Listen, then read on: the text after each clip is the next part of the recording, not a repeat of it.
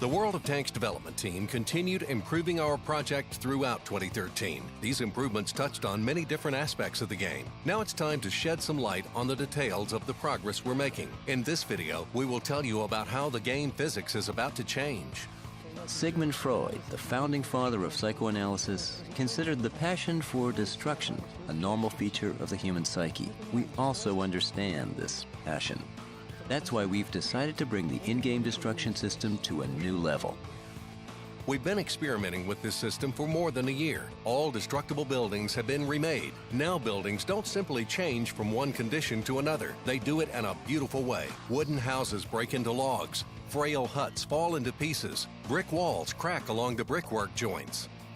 When a building is destroyed, you may see an entire wall topple, hit the ground, and smash itself into smaller fragments. These fragments can also interact with vehicles and be destroyed as well. We tried different detail levels of destruction of brick buildings, big fragments, small fragments, a combination of big and small fragments. We even created a model of a building that literally breaks apart into single bricks. The way a building can be destroyed depends not only on the type of material it is built of, but also on the type of shell that hits it. An armor-piercing shell will just pierce a hole in the wall, while the blast of a high-explosive shell will scatter pieces in all directions. Buildings can be complex, for example, two-story. You can fire at the first story and it will be destroyed. Then the second story will also collapse. Some in-game objects cannot be destroyed due to gameplay requirements. They must exist. However, they also have some elements that can be destructed. You can shoot off a balcony or break glass. All this became possible due to the introduction of the Havoc physics engine. This software is used in the gaming and film industries to create special effects. Of course, Havoc will not only be used for the building destruction system. We decided to go further and provide vehicles with physically correct behavior. Now, all elements of tanks, including side panels, antennas, and chains, naturally rock and dangle when vehicles are moving. They can be lost during combat action, for example, when tanks collide. They can also be shot off by enemies. The most significant changes will be to vehicle suspensions. Now, wheels will roll over uneven terrain in a natural way. The T-26 was probably the most difficult tank to remake. It has a double suspension that consists of several suspension arms, so its behavior is quite complex. However, we were successful. But despite the movability and accuracy of the new suspension, something in its behavior seemed to still be wrong. The problem was the tracks. We built a new model to simulate tracks without using any third-party instruments. Every single track element is now calculated and animated separately. Work on tracks continues. The next step is to make their behavior realistic, not only in motion, but also when they are knocked off, droop off the wheel, unreal, and so on.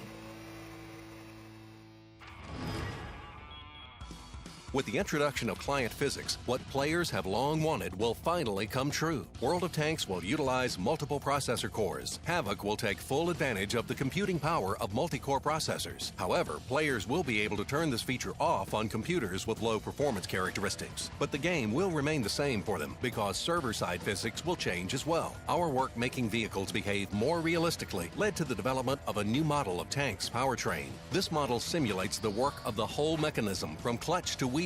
Even mechanical losses are taken into account. Transmission gears change when a vehicle is on the move. Now, tanks behave like real combat vehicles to the last detail. Of course, players will need some time to get used to the new behavior of the vehicles. Players won't experience any technical difficulties, though. Such actions as gear change or smooth depression of the clutch pedal will be controlled automatically by your in-game driver.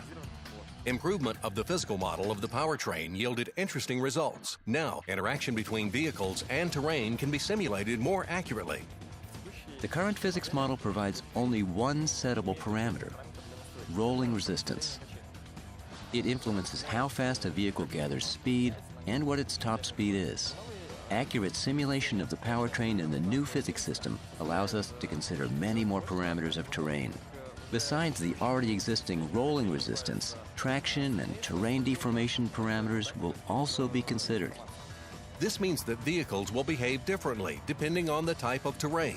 This difference will show in acceleration time, slipping, and sidewise skidding. Changes in the way suspension springs work will also be included in the more realistic physics engine. In the new model, the stiffness of the springs depends on the degree of compression. This means that springs are quite smooth when there's little compression, and this allows driving over small bumps without rocking. But when bouncing over larger bumps, springs will behave as stiff suspension. Due to changes in server-side physics, tank turrets can now be blown off. The first challenge was that there was no separate turret in the homogeneous collision models of tanks. Then, as the turret became a separate model, we experimented with tearing it away just by applying some momentum. It could fly away by dozens of meters. It looked funny, but completely unnatural. So work continued. There are many things to be considered for the turret to behave realistically when applying initial impulse. In the end, we ended up taking into account the internal volume of the tank. We also consider the volume of remaining ammunition and even the type of ammunition. When the turret comes off, destruction of its base is uneven and circumferential. It's damaged heavier at some points and less at others. Initial angular velocity, or in other words, how the turret will spin in the air, is determined by where the turret attachment is weaker. After the turret comes off, it exists as a material body with its own mass. It can serve as cover. It can fall down and cause damage, or destroy a building or damage a vehicle. It can even destroy a vehicle, so beware of flying turrets. The changes we made in order to implement detachable turrets led to changes in another aspect of the game. Players will now be able to move various objects. These can include trucks, trolley cars, wagons, or even an entire train. Some cars can be moved as well if they're big enough. The behavior of trucks is worth mentioning. We're rather proud of this feature. Trucks in the game have soft suspensions. Wheels are spring-loaded. The front axle can turn.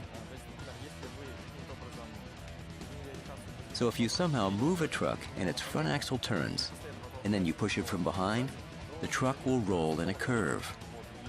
Only if its front axle straightens out will it move straight. Some buildings are still indestructible, but this may change one day. We're also experimenting with server-side realistic destruction of large objects. We already have a technology that allows buildings to break into fragments. And finally, there is another feature that will affect the behavior of tanks. Now they can flip over. We could have implemented this feature long ago, together with falling off the hills. Unfortunately, the game wasn't ready for this then, for such an advanced technology.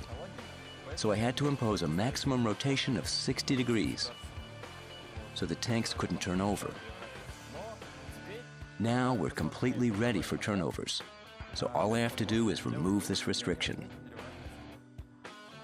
This is all for now. We have told you about the most important upcoming changes to World of Tanks physics. Follow the news. We've got more surprises for you. Good luck on the battlefield.